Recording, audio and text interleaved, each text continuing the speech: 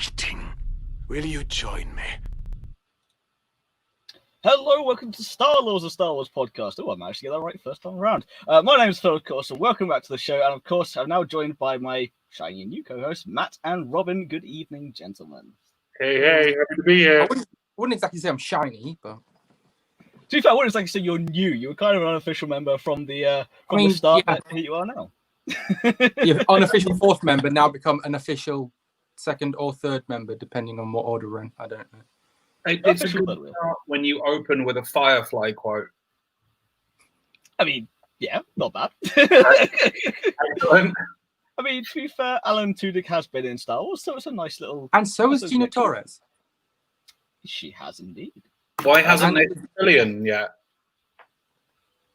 That's a good question. That is a very But good there was also a question. Lambda shuttle scene in the first episode of Serenity. Well, Firefly. Really? Yeah, you see it in the background flying over. Did not There's know just that. a Lambda shuttle flying across.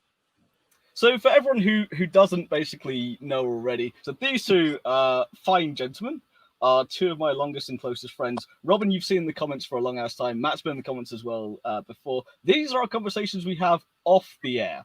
This is how it's going to be on the show.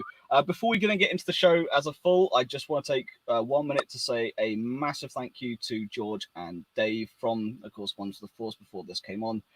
Those two put in an awful lot of work over the last 3.5 years. For those of you tuning in who haven't quite realised the shift from Ones of the Force to Star Wars, those two needed to step away from it.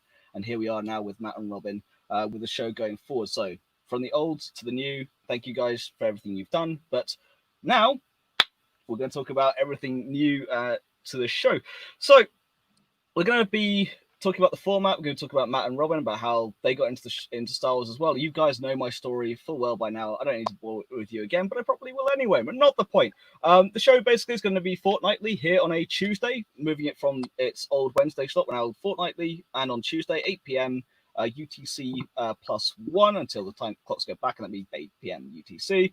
We're going to talk about anything and everything Star Wars. It's not going to be limited to just the news. It's not going to be limited to just releases. We'll talk about books and comics and things and reviews. We'll have the TV shows and everything else is coming up. But here we're going to talk about basically stuff we want to talk about, stuff that is exciting to us about the world of Star Wars. And we've got a couple of ideas coming up for the next couple of shows. I'm not going to give you any clues just yet, but maybe towards the end of the show, I'll give you a nice little sneak preview of what we've got coming up next. But for starters, guys, going to introduce yourselves. I'm going to pick one of you at random. Sorry, one of you is going to be put on the spot. Matt. Yeah, I knew that was coming. I don't know about you, Phil. What do you want to say? Like, my name's Matt. There you go. I mean, come on. Give us the full spiel. Yeah, that was good. Introduce yourself. I'm done. All right, cool. Like, my name's Matt. I don't know if you saw it on a Facebook post. I made it up last minute. I'm historically quite renowned for being ill-prepared. I first saw Star Wars when I was 9 years old. I'd seen Indiana Jones first, so just the Harrison Ford link there. Blew my mind when I was a kid. It was Indiana Jones and the spaceship. I've been a die-hard Han fan ever since. Collapsed. Can we swear on this, Phil? Family friendly. Collapsed like a sack of potatoes when he died in Force Awakens. It was pretty harrowing. But yeah, the appeal of Star Wars for me mainly is just your ordinary stories in the galaxy. Really, it's not the whole Force thing. Is fine, I guess, but it's not what I like. I like your normal people, your smugglers, your career criminals. I prequel trilogy's all right, I guess. Sequel trilogy was okay, but I think I've not really felt Star Wars-y since Rogue One and then followed by The Mandalorian. And I'm Team Solo. I thought Solo was amazing as a film. Oh, yeah. Pretty much it, I think. You know, hope for this potential Donald Glover Lando series. It would be incredible. Cool. To be fair, Matt and I saw each other very recently, and we were discussing this very thing, being what we would love to see from them. Of course, it would be very much the Lando sitting in the cockpit with his vlog camera, just going, right, these are my tales of Lando. And of course, I mean, that's how every episode could start. No, you have Billy D doing the Wonder Years. So you have I remember a few years ago. yeah, right, exactly. Yeah. My name's Lando, and my life is kind of crazy. And you go with that. Either that, or you do it How I Met Your Mother style. So Billy D just narrating everything. Back in 24 BBY. Starship. I would watch the hell out of that show. We're all going to. Donald Glover is fantastic. Yeah, he was amazing in Solo. It's an underrated film. It flopped big, I mean, technically in terms of the financial side, yes, it did flop. Only made 300 million. But I haven't met someone yet who doesn't like it. From when I was, it was a lot better than I was expecting. General Kenobi.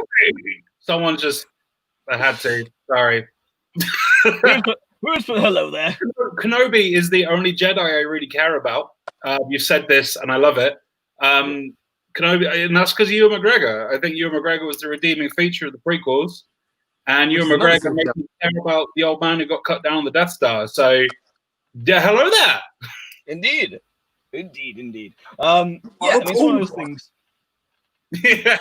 It's one of those things, of course. So Matt is very much, as you just said, in the opinion of, well, he is Han to me in terms of the, your hokey religions ain't got nothing on a good old blaster. It's that kind of, Force is there. Matt prefers a blaster at his side. And it's always been the way between Matt and I. I'm very much the Luke to his Han.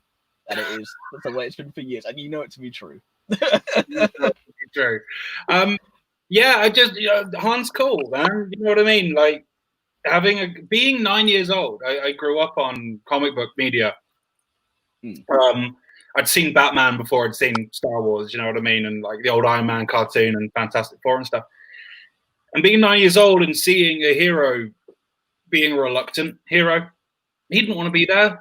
He didn't want to be schlepping Leia around at a ship. He just got pulled into it for the money. And I guess when you're 9, that's a radical departure from his Reed Richards and his band of merry misfits. You've suddenly got this guy who's just super reluctantly there with his pet dog and his cool spaceship. And, Luke's your typical, why do you hate Solo? Why is it unnecessary? We got an origin story for his blaster. Phill, you have to say, you haven't met anyone who hates it, and here we go. I mean, fine. I will die on my small hill about how I enjoyed Solo as a Han fan. Like, I get why people didn't like it. His dice didn't need an origin. His blaster didn't need an origin. But I still don't like the Imperial naming him Solo thing. Yeah, I hate with a passion. That is the one thing I hate with a passion. Because the speeder he steals was like a something Falcon. I can't remember the car it was built on. It was based on a Ford Falcon. It was Ford Falcon. There we go. So I can forgive it. How could you forget the Ford part of that bit? Yeah, I did forget the Harrison Ford part of that bit. It's the Harrison Ford Falcon, and they used it. Harrison Ford Falcon. No, I agree. People didn't like it. You're right, and you're right. We got everything we need to know in A New Hope, but we're living in an era, I think, with media where people are giving unnecessary stories out for characters to a degree because it's the financial thing. You're right. Rogue One was Dambusters in space. But we're living in like a media hungry era, I guess. And it's the one thing, I'm sure this is going to come up repetitively, that I hate that Star Wars is doing is cross media. I hate that to fill this gap in this film, you have to read this book. But before you read that book, you have to read these 3 comic books and listen to this audiobook. I mean, to be fair, that is a point. Yeah, to be fair, that is a point I will definitely come back to because, well, the whole name comes from, when I was doing the books and comics on back on Once of the Force, and when it comes down to it, I love those interconnecting parts, but you shouldn't have to read something to understand something else. It should add to the story, but not be necessary. Apart from, I feel Rise of Skywalker, you don't need to. Like, I actually bought the Rise of Skywalker novelization, so I actually knew what the hell was going on with half of it. The best line in Rise of Skywalker is Poe going, "Palpatine's back, and we don't know how." Like, it's so compared to Phill. Beaumont says it in the background. Who does? What? Beaumont says it in the background. He's great. Rumbling about Sith secrets and stuff. He's great. No, but I think compared to Phill and Robin, I'm very much. I'm a more casual Star Wars fan. I don't go and hunt all the plots. Robin was saying something about Rebels the other day, and I was like, never seen it. it's like Clone Wars. I made it up to Cad Bane. I thought Hondo was just a complete straight up baller. But really, I made it up to Cad Bane. I was like, he's cool, and just lost interest in it. I petered out. I just feel like the mixed media approach is a bit too much. Afra's cool. I've got Marvel Unlimited, and I read a lot of Afra. I do read a lot of Afra. I think that's been the better title they've released. There was the solo one, was The Race, which was cool. But yeah, I think Afra's been really good. But again, Afra is that here's a normal person with some sweet asteroids. Well, Afra is Indiana Jones in space. She's an archaeologist. He's basically BT-1000 are my favorite thing. I mean, I grew up on Robot Wars. How the hell could I not love BT-1000? Yeah, if it's a murder droid, Phill loves it. That is very much true. We'll get onto that in a second. Matt definitely will continue on with our discussion in a second. But Robin, before we get into the rest of the show, introduce yourself as well. Have your say, because Matt is very much the casual fan. I want to say more in the middle, but I'm definitely much more towards the hardcore end, same as you are. But I would say, Robin, unfortunately, you are. You are. Wow. You correct me on occasion. So go for it. Yes, I'm Robin. You will remember me from the comments and a couple of previous videos, because Phill forgot to mention that earlier. I got into Star Wars when I was 6. I think that's when the special editions came out, and my dad took me to see them at the cinema, and I just loved them because the cinema that we went to, I don't know why, I had like this ramp up to the screen, and like kids would run up and down it like during and after films, and I was just sat there like that, just looking up at the screen, watching Star Wars, and I just was like, this. It just literally transported me to another place, and it was like, this is awesome. And then I was just like, I loved it, and like I'd get like the toys for Christmas, like the weird ones that don't make sense, like Han with some random giant mech thing he wears that is never been anywhere in Star Wars except for in the figure. And my dad had recorded, it was either late 80s or early 90s, he'd recorded Empire Strikes Back off the telly, and I just watch it. And when it came, because it had the adverts in it as well, and it was obviously on at Christmas because I had a load of Christmas adverts, and one of them I remember was a Spitting Image, if anyone remembers what that was, because I think it was technically before my time, but it was on there. So when I got it on like actual, got it on like actual video and DVD and stuff, I was like, because I watched it so much, I knew where the ad breaks were. So for the first few times I rewatched it on like DVD, on proper video and DVD, I was like, oh yeah, there's no breaks in this, it continues. Why is there not an advert for Spitting Image in here?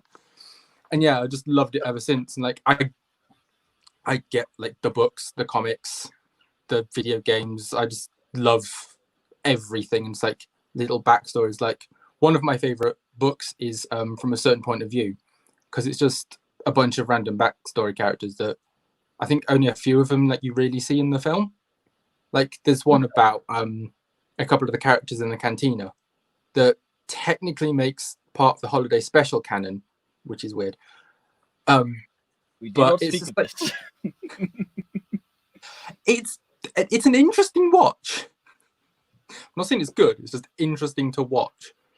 But yeah, I've just fell in love with Star Wars since I was 6, and here I am on a podcast about it now. Who's your favorite character? Hera. Hera from Rebels. Hera's from Rebels. Green chick, Twi'lek, yeah? Yep. Green Twi'lek. Yeah, I knew that. Well, yeah, because I had to explain to you who she was. And ladies and gentlemen, here is the opposite ends of the scale, except from the casual fan to a few parsecs more down the road. It's one of those things, of course. You guys all know my origin story for Star Wars very, very well. Matt, I've known for 10 plus years. Met when I was at uni. Robin, over 20 years since we met at school. Star Wars is one of the things that connects us throughout our lives. And of course, when it comes down to it, so yeah, you know my origin story. I watched it when I was 6 in the cinema, and then from there on in, it was kind of a little bit OTT. The books and the comics, Robin's ahead of me on in terms of reading and buying some of the aspects of the books, not the comics. I own more comics. Like, you have all the comics, I don't. Between us, we have everything. It's insane. That's what it is. Can we do a new origin story for the new show? Like Kenny Baker's sweat gathered in the bottom of the R2 unit, and they left it out in the Tunisian sun, and instead of mold, Phill formed. Came out of the R2 unit, birthed that would explain a few things. And the heat of the R2. I mean, there are worse origin stories, and there are definitely better origin stories. You like the Stig. You all know the truth. All we know is he's Still called was Phill. in the real, originally produced by George Lucas. I mean, yeah, let's face it. Every time there's a new one, there's changes made anyway, isn't there? I thought that Yeah, was the deal. so I think we just come up with lots of new origin stories for Phill. Robin, I've got to bring this coming up. For Yeah, you. I saw it. Yeah, I totally agree. I mean, to be fair, she kind of is She is a little similar to River Song. a little bit, but with to the be space fair, we're archaeologist, kind of you know. based on Indiana Jones anyway. So Yeah, again, I mean, to be fair, Afra is. I mean, Han is kind of. It has bits from Indy. I mean, don't get me wrong. It's the Lucas face for a Spielberg, start. and I mean, he it- literally has bits from Indy. I mean, true, but it's Lucas and Oh, Spielberg. okay. It's Like the the recipe. entire body. No, they just took Harrison Ford's face and just went, nope, transfer it here to here, and it's just done. Wait, did you not know that it was a body double for the entire Indiana Jones trilogy, and they just CGI'd his face on it? I do now. There you go. Random bit of trivia. I mean, it Was wouldn't it surprise me Matt for Crystal Wakefield, Skull. that one? What, Phil? It wouldn't surprise me for Crystal Skull. I mean, if Harrison Ford did never want to be associated with that film, I would completely understand it. What's the Crystal Skull? Exactly. I think it's a fever dream Phil had once. Oh, dear. When I very first met Phil was studying film at uni, and Phil hadn't really actually seen any films. And I remember when I first met him, have you seen Indiana Jones, Phil? No. Right. Have you seen Alien, Phil? No. Yes. Oh, no. I had seen every Alien film. I've seen Star Wars. Yeah, okay, Phil, everyone has seen Star Wars. And it was this one thing for so long. Yeah. It was amazing. Oh, hey, Lydia. What's up? Indeed. You got in the chat. Yeah, Also, you to could be join fair, us. we also have both Dave and George wishing us well. Of course, George was referencing the last time the three of us were together in terms of the Rise of Skywalker, watching it in the BFI. Robin was there as well at midnight. Oh, it was That was interesting. that was interesting. Half of us were like, "That was amazing." And the other half were like, "What was that?" We were sat until 4 a.m. in the hotel lobby, just going, "This is just what is this?" Yeah, like I mean, I'd like Oscar Isaac to get a Disney Plus series. I'd watch that. Oh, he's yeah. getting a book. Yeah. It's not the same thing. I mean, want to if- see like, the Adventures of Poe. I think that would be really cool. He's cool. He's Yeah, just he's he's cool. new school Han, but he's cool. I like Poe. I thought he was really good. Okay, on that point though, he is kind of new school Han, but he's definitely his own character. They've taken Oh, yeah, some sorry. aspects, but I forgot. no, that's the In good the thing, though. Mandalorian. But that That's is- new school Han. No. That is no. We could talk about the gunslinger for eternity on this show. I do not like that episode for many reasons. No, what I mean by that though is he is his own character in a very good way. Yes, he's Oh that yeah. Look, in the style, style, but he's the cocky flyboy. he is. Yeah, you've got the flyboy. You've got your Han. You've got your female lead in Rey.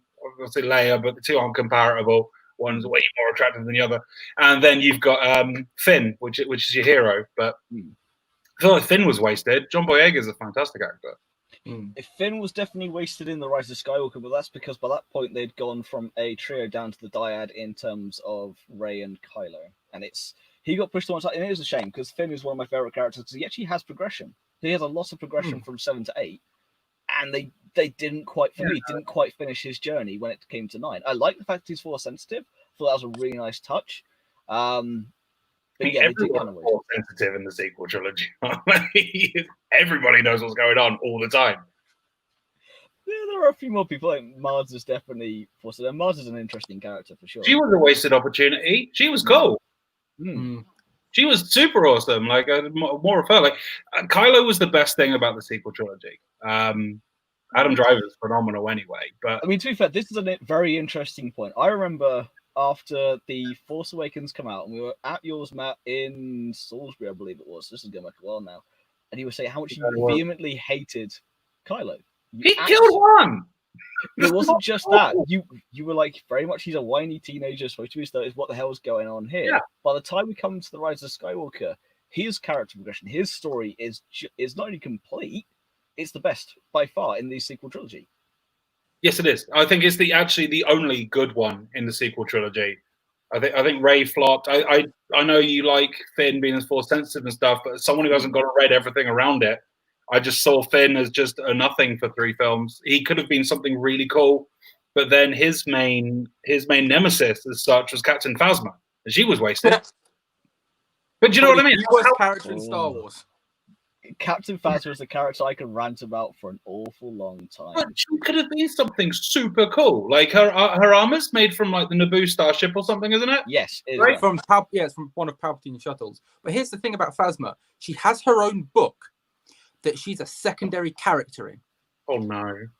Yeah, because I got the Phasma thinking this could make Phasma a cool character. Reading, I'm like, so where is she? Oh, she's there in the background. Robert, not much. I mean, Robert, you might want to even tell in her both, own book, she's a secondary character. I mean, you might want to tell both the audience and Matt how many chances I have given Phasma and how still I vehemently hate it. So, 2 films, 2 comics. Actually, you haven't even read the book, but you've heard me tell you about it. So he's had about given her 5 or 6 chances. All right.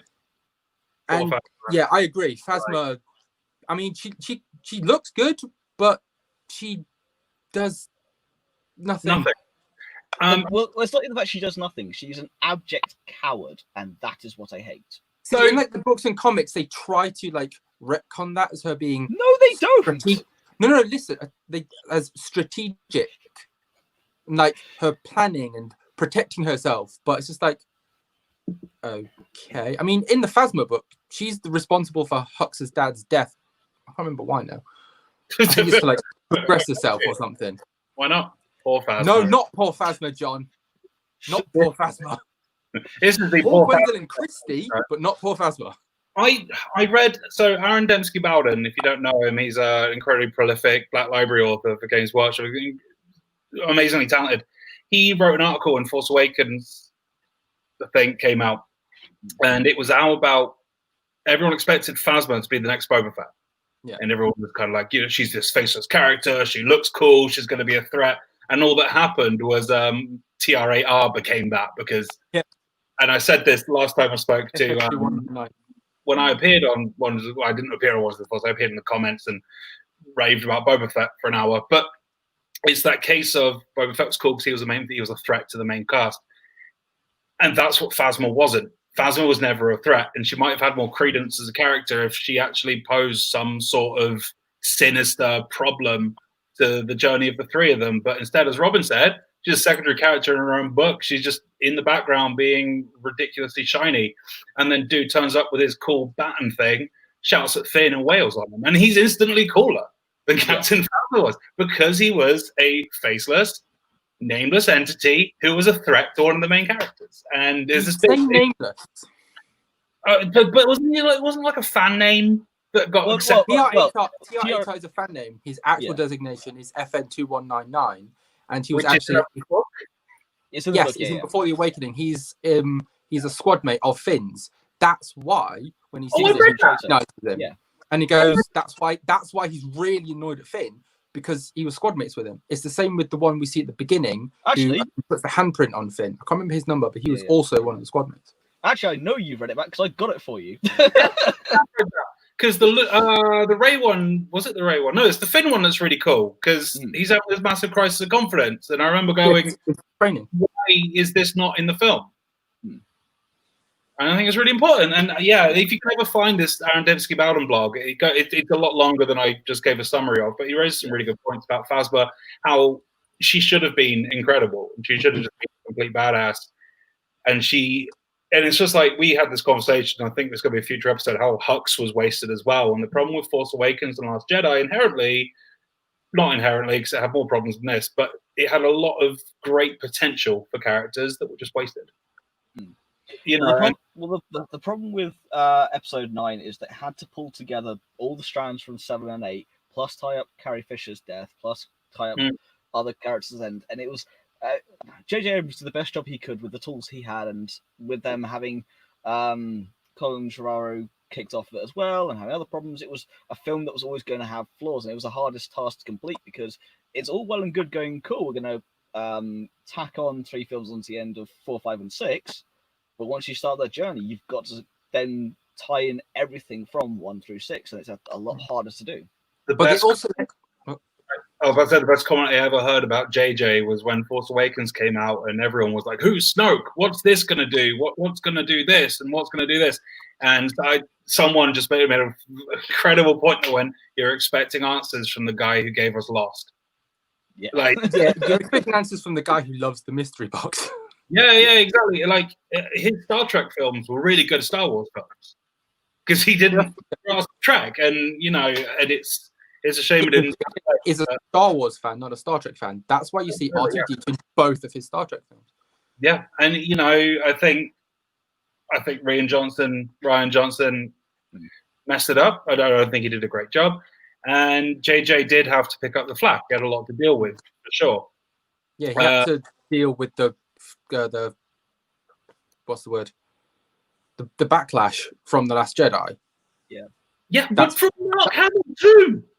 Not even from the fans. From Luke Skywalker was just going, "Don't like it.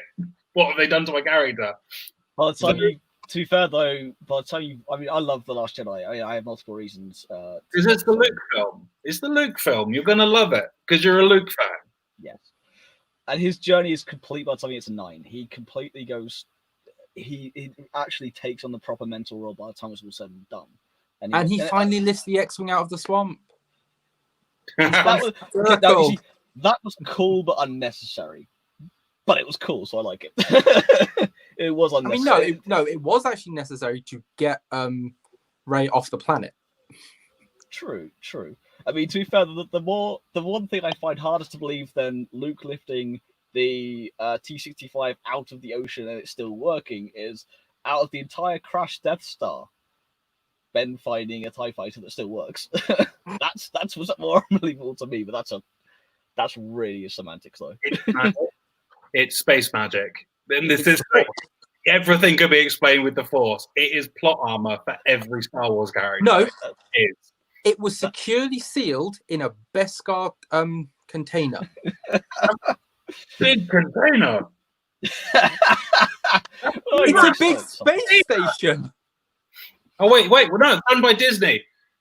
They had access to pin particles because in Ant-Man and the Wasp, Ant-Man went through the quantum realm, ended up in Star Wars, dropped the pin particles behind. What it was actually like a small drone kit Palpatine played with. He got a bit bored, went and flew it around. Then they used the pin particles to shrink down and get out of there. It's camera depth.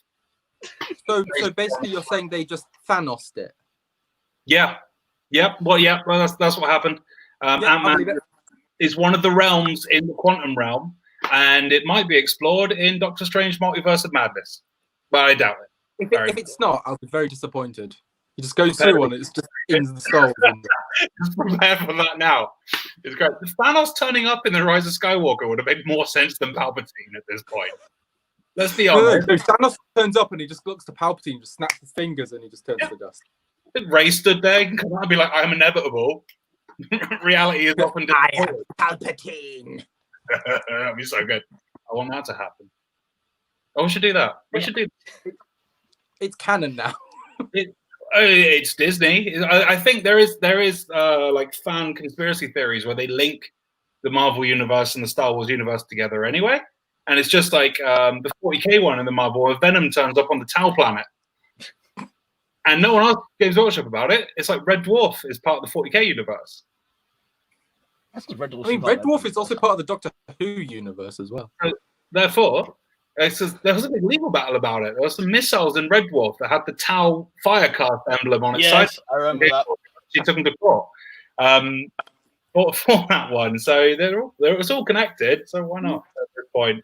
I mean, Firefly's in the Aliens universe because you see the Weyland-Yutani logo in the first episode. So is the game Android Netrunner. He plays Wayland Incorporated. I mean, Blade Runner's in the Alien universe. It's all connected. It is all connected. It's true. Although now I do want to see like a Star Wars character just land on a planet and just have a weird looking egg. I mean, look into it. Oh wait, Lando and Han are in the Lego movie. Yeah. Man's also in. So that exists in the Lego universe.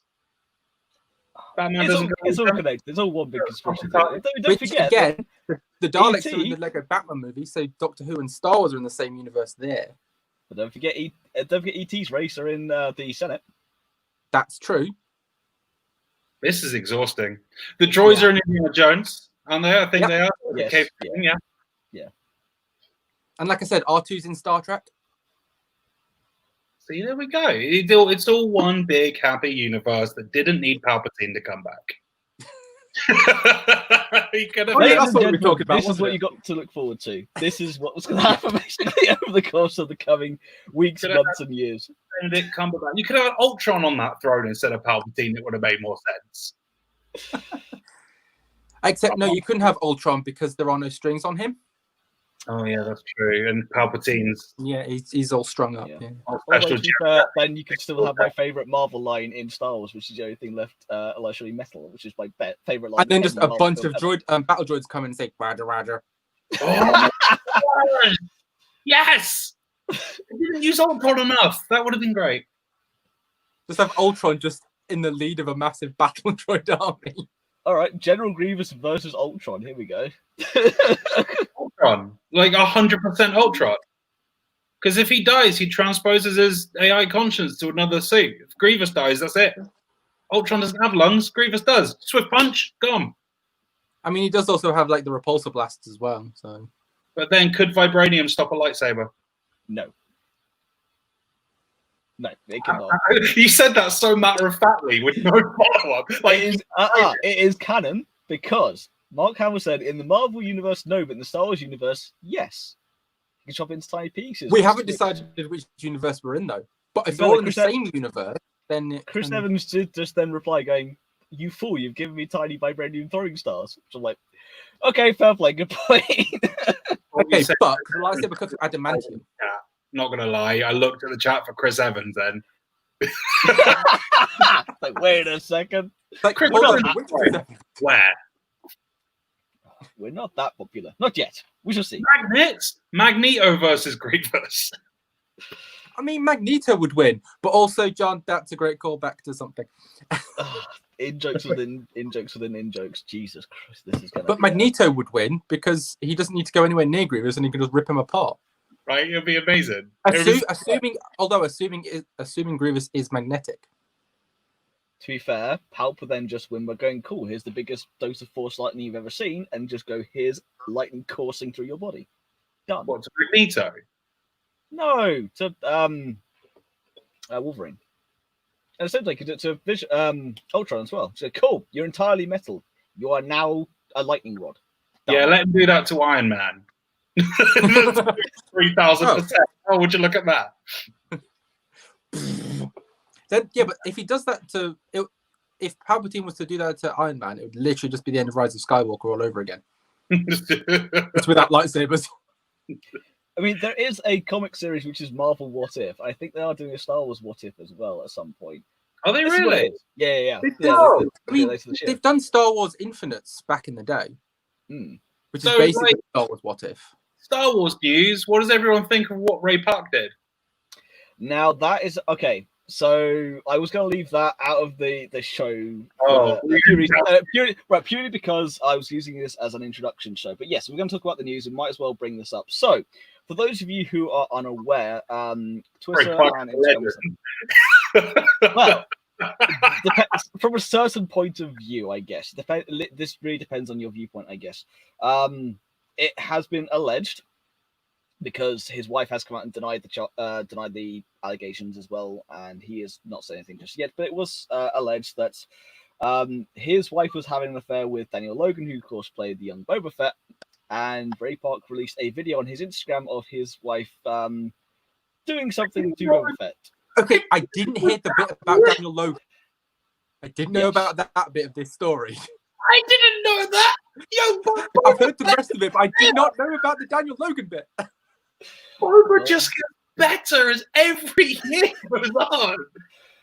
So it got deleted within an Like hour. around with Darth Maul's wife. Is that what you're telling me? Yes. I mean, Good podcast, everyone. So the allegations have been denied by his wife, and it does look like it could have been a hack at this point. No one knows the entire story. It's a shame in Boba terms Fett's of. legend. It's that robot chicken. Boba's back. Oh, come here, baby. Take that off. Yeah, that's better. No, to be fair, it's actually something that is fairly serious. I mean, it's if the allegations are indeed true, he'll never work for Disney again. Can we just agree that episode 10 sounds epic? We're gonna get that Boba Fett versus Maul fight I've always wanted. You won't get that episode 10. I'm surprised that didn't happen in Clone Wars. To be fair, it could happen. It could have happened in Clone Wars. Yes, it could have been a Bad Batch. I didn't know that Daniel Logan was involved, and now me neither. So proud of wrong arm, just backwards. I'm so proud of this right now. Cool. Boba Fett's a player. Good news. What other news we got? Oh dear. I've lost my train of thought. Well, to be fair, the news we had at the weekend was SDCC, or supposed to be SDCC. So we had the news come out of that basically of all the new Hasbro releases coming up. Pull that comment up, Phil. Please, can you pull that comment up? Which one? Red and blue. What does that make? Purple rain. Yes. What's this? Going to be a missile launcher? Could it? Oh God. What if I let myself in for? It's like the only thing going through my head right now. Oh, that would be the coolest thing ever. I need a new sock. Yeah, great. San Diego Comic Con. That was digital. So yeah, SDCC went digital. We had the Hasbro releases. To be fair, actually, this was a request. Dave will not forgive me if I don't bring this up. So along with all the new releases from the Black Series, including Captain Cardinal, DJ, and there's another Black Series release as well from Galaxy's Edge. Trying off my head, can't remember. We had some vintage collection announced as well. You had the Black Series, Endor collection. The big bit of news coming out of that in terms of the releases was the Hasbro vintage collection Falcon for the 3.75-inch range. Yeah. Price point. I would buy it if it wasn't this. If it wasn't 299 quid. If it was 150, I'd buy it. That's more realistic, but double that at basically 300 quid. I'm like, I can't. Oh, right. Wasn't it Xavi at 400? It might well have been. So let me just double check this because even though we're live, I can indeed do these sorts of things. Because I saw it. Oh yeah, sorry, 399. There we go. Yes. There you go. 400 quid. So if it was like 150, I would have bought it. Yeah. I mean, to be fair, I was talking to Dave and George, and they put up like, yes, Dave had to have it. Immediately when the pre-order went, Phil, here is your rant. Everyone knows that I love a good rant here at Star Wars, especially about prices. Everywhere else that's not on this podcast as well. Don't make it sound like you only rant on your podcast. Okay, I like having a rant. Okay, it's part of what I do. Manage expectations. Let's go. Rant time. Game face. Sweet pea. Come on. Strap in, folks. As I said, well, as I was saying, 150 quid. That's a reasonable price. £100, definitely. I probably would have put a pre-order and found the money somewhere for 100 quid for a 3.75-inch scale Falcon with Hondo, may I add, with Hondo. And he's cool. Hondo is badass. I love Hondo. In a box. Yeah, don't get me wrong. They can have stuff. You get Chewie and a couple of Porgs as well, don't you? Oh, what? Yes. I think, yeah. Yes. You mean vegetarian Chewie with his pork friends? This is the best thing. But the Porgs will be about like that big. You'd lose them as soon as you open the box. Did someone leave Maltesers in the product photography, Robin? You're just getting really excited. I mean, it's one of those things. It's, as I said, that's what I say, 150 quid. Yeah, that's an acceptable price. But at £400, are you kidding me? It's a 3.75-inch. If it had been a 6-inch scale, so the Black Series scale at £400, you know what? That's acceptable. Maybe even $450. But not £400 for the 3.75-inch version. I would rather get the Lego version. I'd rather get. I was going to say, yeah, because like the last UCS Falcon, I think, was about 600. I think Something like that. If Dave is still watching, he can tell us the price. But yes, like for 200 quid more, you can get the Lego one. Well, the thing is, Or you can you get could buy the UCS. you could buy 2 of the regular Falcons for that price. Yes, but the UCS Falcon is now about 450, 500 pounds. If you shop around, you can get it for cheaper. True. So if you can get it 450, Yeah, if you go on Wish to pretty buy you'll never receive it, but yes. it, please order a Lego Falcon on Wish. I'll order a Lego Falcon on Wish. That could be an upcoming episode. You've heard it here first. That's canon now. But yes, £400. Now we've done rants in the past. I've especially done rants in the past. When it comes to autograph prices, Felicity Jones charging 400 quid was outrageous. You could buy your own ship for that. You could. It wouldn't go anywhere, but you could. There's a real Falcon for that. You can invest in a really good Sabak deck. Just go with it. I mean, to be fair, I have paid ludicrous amounts of money for certain pieces of my collection over the years. This is no secret to anyone. But even I am not paying £400 for a Falcon. Okay. I like the Falcon, but I'm not paying 400 quid. Expensive collectibles. I'm going to pull you off your rant because we're going to be sat here for 4.5 hours. That Hot Toys Luke Skywalker is amazing. That Empire Luke from Hot Toys, and that Obi-Wan and Anakin as well are absolutely. I'm going to fly it. Come on. Let's go. Hold on, I think with my hair that would make me chewy, wouldn't it? I mean, my God! To be fair, the comment from Liz saying, I love that Robin's hair is three-quarters hair. Yes, it is. Yeah, the new Hot Toy stuff. I'm an avid collector of Hot Toys. I marveled at them for a long time in shop windows. So, Rob and I have both of our first ones on pre-order. Yes, 2 different ones. See, so I bought a first order Stormtrooper for 85 quid second hand, and that was my first Hot Toy. And like 3 weeks later, I bought a Thor. That was like 135, and that was my next one. And then within a month, I had a Wolverine and I had an Old Man Logan.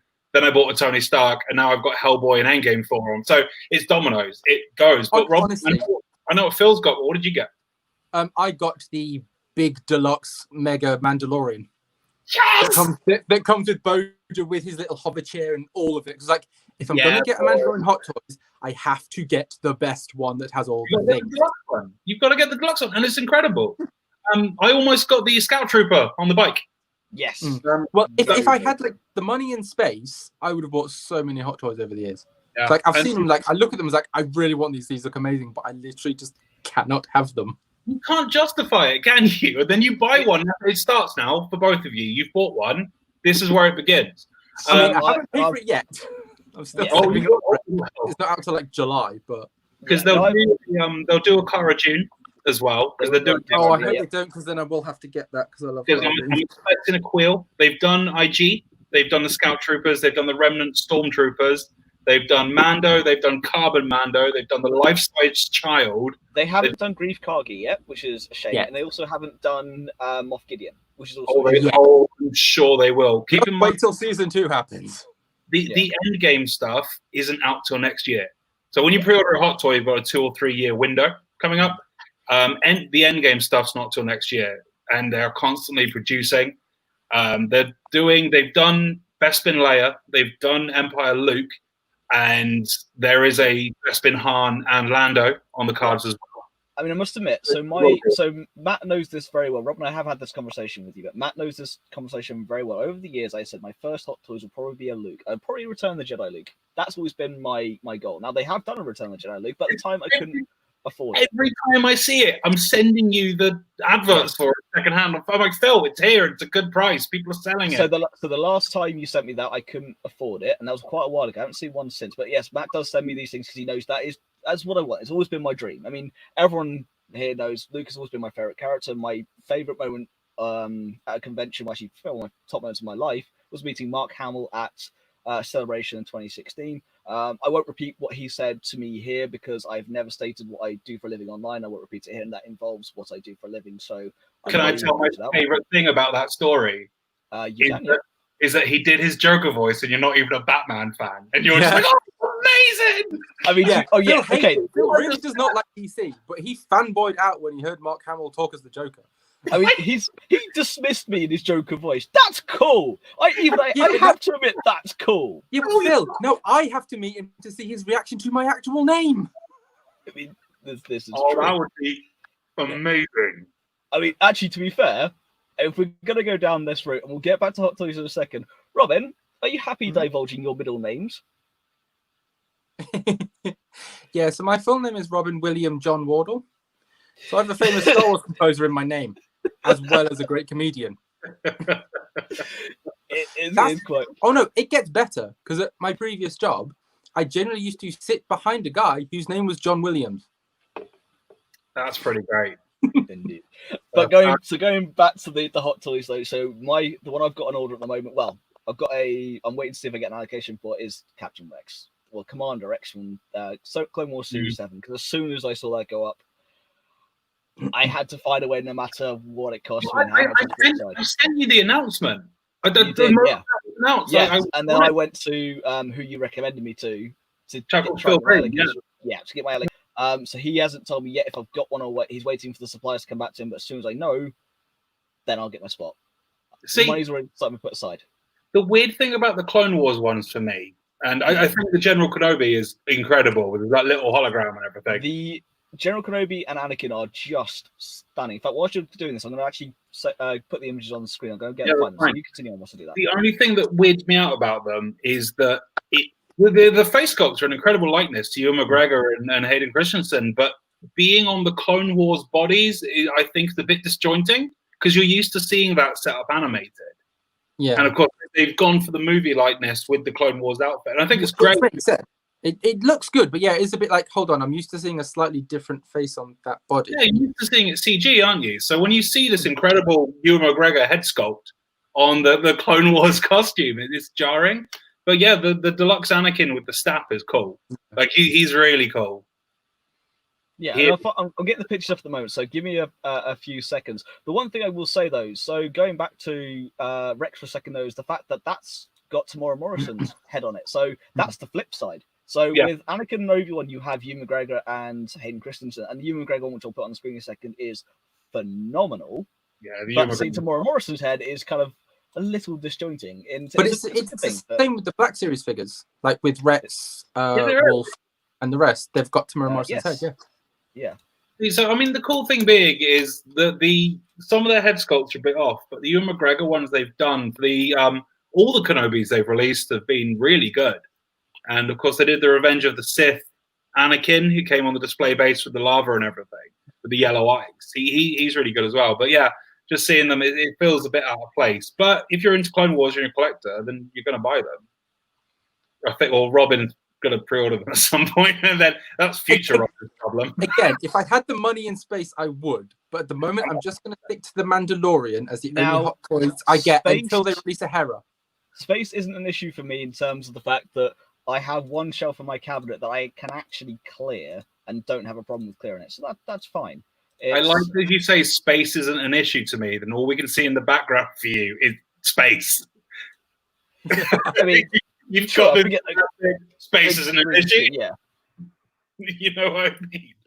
But no, I think, I don't know if they're going to go down the route of doing Rebels, but they are definitely going the Mandalorian stuff, and it's all good.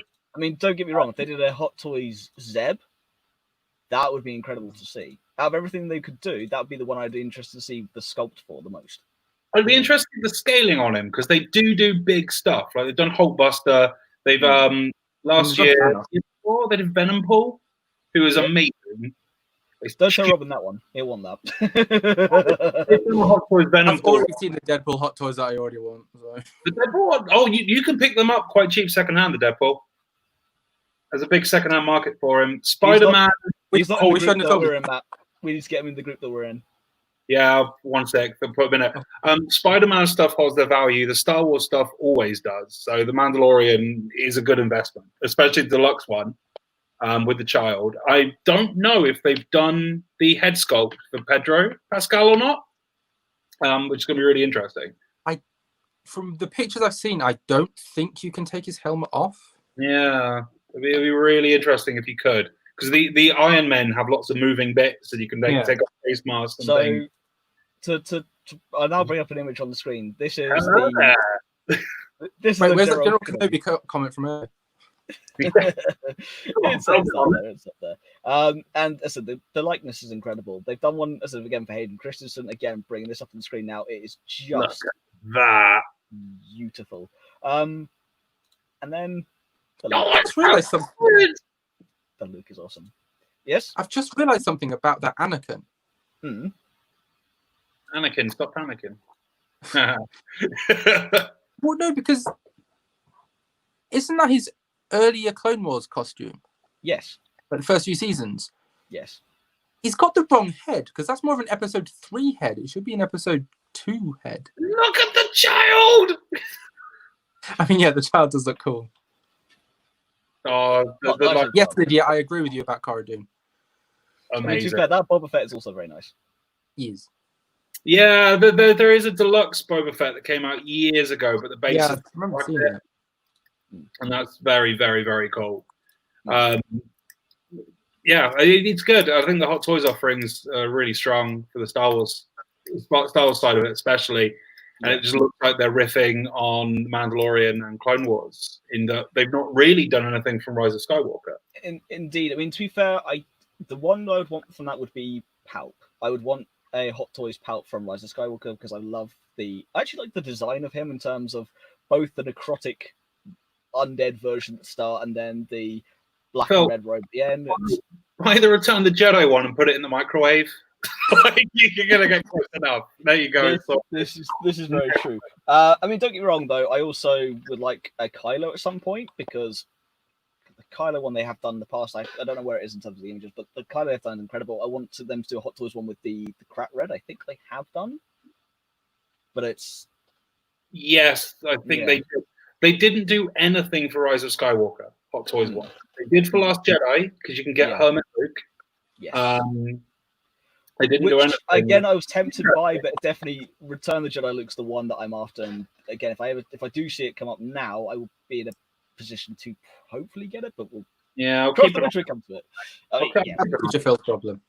It is a future Phil's problem. Now the other, so we had STC over the weekend, as we were saying. That's what we've gone to talk about. Oh, yeah. Hot Toys, the collection release for my rant. The other thing we heard over the weekend is the publishing panel. Now I haven't fully gone through it yet. That will be something actually I'm going to talk to you, Robin, about doing a video of very, very soon because for August we'll do the publishing video, talk about the news and stuff. And I'll put it in that. But I want to break down a few things with Robin, and especially the Dr. Alpha audiobook as well. But that's basically all the news for the week. It's a very quiet period at the moment. The other point we're going to talk about in the last 10 minutes here is that they're kind of sad, but also personally, I think good news for Star Wars. Now, bear with me on this one. The fact that Disney have pushed back everything by a year in terms of the Star Wars film supposed to be coming out 2022 is now coming out in 2023. I think a 4-year gap for a Star Wars film is good. I loved everything they've done. However, even Bob Iger said it himself, the mistake is made making too much Star Wars too quickly. One of the reasons Star Wars is so successful is because of the breaks in between. That, you know, it's that hype of coming back and it's the enjoyment factor. I think giving it a 4-year break from the backlash, let it sit, episodes, whatever it is, well, whatever the untitled film's going to be for 2023, 25, and 27, that's what it'll be. And I don't think it counts as a break if you're releasing the Cassian Andor TV series in that time. Well, it's a break for the films. Now, the Mando season 2, that's unaffected by the pandemic. That's I Mando season 2, of course, yeah. Yeah, that's coming out in Yeah, October. they luckily managed to finish filming before it all happened. So they wrapped filming in January. Yeah. So they got ahead of that in terms of unintentionally, of course. They managed to finish production before. And then in March, the world went to hell. Yes, so they've been doing. I mean, Rob and I actually have quite a hilarious story about that. Matt will tell you about when the when everything's over. Yeah. But what was I saying? So yes, they wrapped that up. That's coming in October. That's unaffected.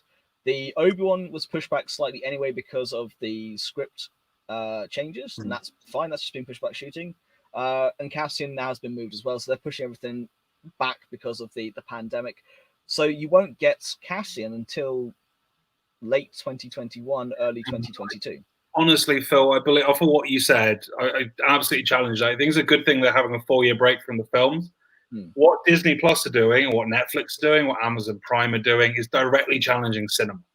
All right, you've got something like you'll notice this with me. I keep relating it back because Marvel was my initial thing, but what they did right with Daredevil was they serialized it. And you've got this incredibly complex character who got told over episodes like issues. And I think television media, for the things that we like and the type of people we are, I think television media is a better way to explore these complex characters. Now, you're right. Star Wars was successful because you got 3 films and now that was your lot for a long time. I don't feel like taking a break warrants going, here's novels and comic books and TV series and merchandise. And that's not taking a break from anything. It's taking a break from the films. But the only people that are going to go see the films now, especially after Rise of Skywalker, are pretty much the fans. So I think this media, it's not a gap where let's keep the intellectual property warm. It's a gap where they go, let's keep running content down people's throats. And you and I said this the other day, Phil, especially when we did the test. The problem we have now is The Mandalorian is so good. It's built these expectations for what's going to follow. Yeah, I think maybe just taking a break from the medium for 4 years and letting everything subside and cool down would be a good idea. Cassian Andor, that series is going to be under a lot of pressure, especially following Mandalorian. It is. It really is. And the one thing I'll say about Kenobi is there's 2 good things for that already. Yes, Ewan McGregor. Ewan McGregor. Hands down. Yeah. Although, to be fair, I still wish when they made the announcement, he just walked out and gone, hello there, done. That would have been perfect. But the other good thing is Deborah Chow. After watching Mandalorian, what she did with that, and especially after watching The Gallery, I am much more enthused for Kenobi for what she's going to bring. But this is something else that really troubles me about what's going on with Disney right now. And yeah, it's probably a tail end of everything to do with the coronavirus, whatever, wash your hands. But it's that case of Kenobi's been pushed back for rewrites. Yeah? Yep. Correct, yeah? Falcon and Winter Soldier has now been pushed back for rewrites. And I don't know if you know the story behind that. It's little. I thought that got back because they couldn't finish filming. No, from what I understand is that everything happened with the Black Lives Matter movement, and the story point on Falcon and Winter Soldier was that the government didn't react well to Sam Wilson being Captain America, so they've gone, we now have to not do that. But they've also, like, Mulan has now been delayed indefinitely too. And Disney have suddenly, SDCC, they announced that the new Star Wars is going to be pushed back. But Disney are doing it to all of their properties, right? Or not all of them. So I omitted the rest of it purely because I'll talk about the Star Wars news. But yes, they have, that Matt has alluded to there, is yes, they actually announced a whole slew of things being pushed back. The one actually outside of Star Wars, the one I'm disappointed by was Mulan, because actually it didn't look very much like a Disney film. It looked like a film that I actually really wanted to watch. It looked good. It looked really like Black Widow. There's now talks of Wonder Woman 84 and Black Widow going straight to streaming because it wouldn't surprise me because Disney did it with Artemis Fowl. Although that's a harsh point for me. I haven't seen it yet, and I'm worried about it because I grew up on those books. It's one of my favorite series of books growing up as a kid. And from what I've heard, they ruined and butchered the plotline for that. So I mean, to be fair, that's a problem because then I remember they made the Alex Rider Stormbreaker film. That was terrible, but the new Amazon Prime series based off of Point Blank for the first series is incredible. So, I mean, and this is the fight you're going to have, especially with them moving into the High Republic. So, again, this is something we spoke about. Jedi don't appeal to me. Mandalorian does because it's a space western. You're now going to give me space knights, effectively. Well, that's the thing, though. That's one of the beauties of Star Wars is the fact that you can appeal to both sets of audience. With the Mandalorian, you have season 2. You'll have other bits and pieces as well. You got the Clone Wars, Bad Batch, other things you want to look into Mandalorians and that kind of way of life. You have content. Yeah. So that's the other thing we were going to talk about is the fact that Bad Batch has been announced as well as a new the next animated TV show. It's picked up after the Clone Wars. It's the Bad Batch, the Clone Force 99. And what they get up to and where it's set, we don't know yet. All we know is after the Clone Wars and after Order 66. So whatever happens there, that's going to be interesting. But yes, on the other front is you do have a very Arthurian way of looking at things for the High Republic, which comes up now. They've pushed that back.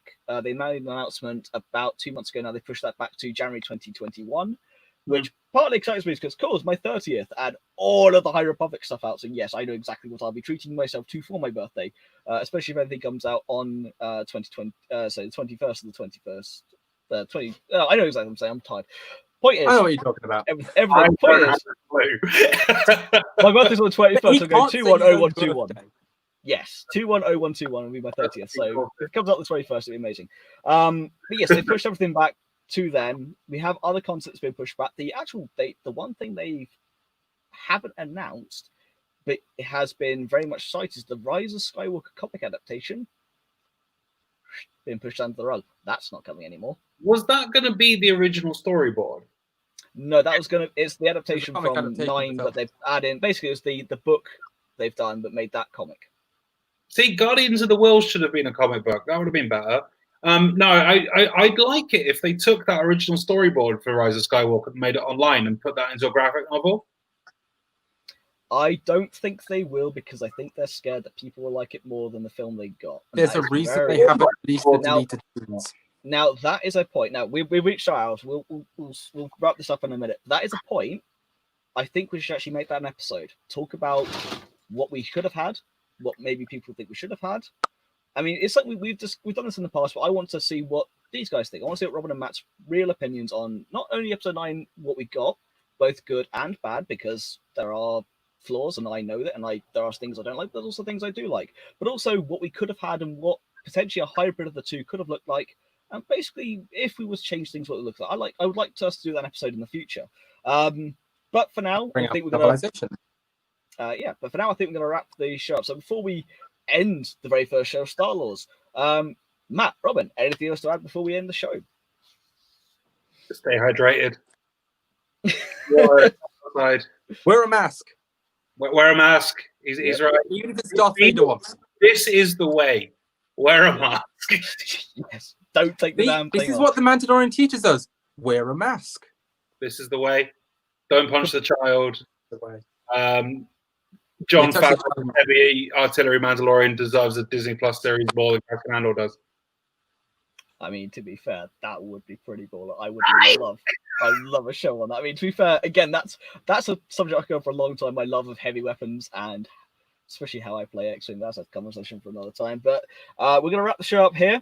And this is the thing, you guys can see we can talk for hours. These two are two of my closest friends, and I'm very much looking forward to seeing what we're going to come up with over the months to come with. But for now, all I have to say is thank you so much for watching. Don't forget to like, share, and subscribe. You can find us on Facebook, Instagram, and Twitter. Oh, I nearly said it. At Star Wars. All you gotta do is follow our social media in the description below. Everything is down here at the bottom now. So until next time, we've been Star Wars. May the Force be with you. Good night. Bye. Yeah. Come, my allies. Observe. Look upon me.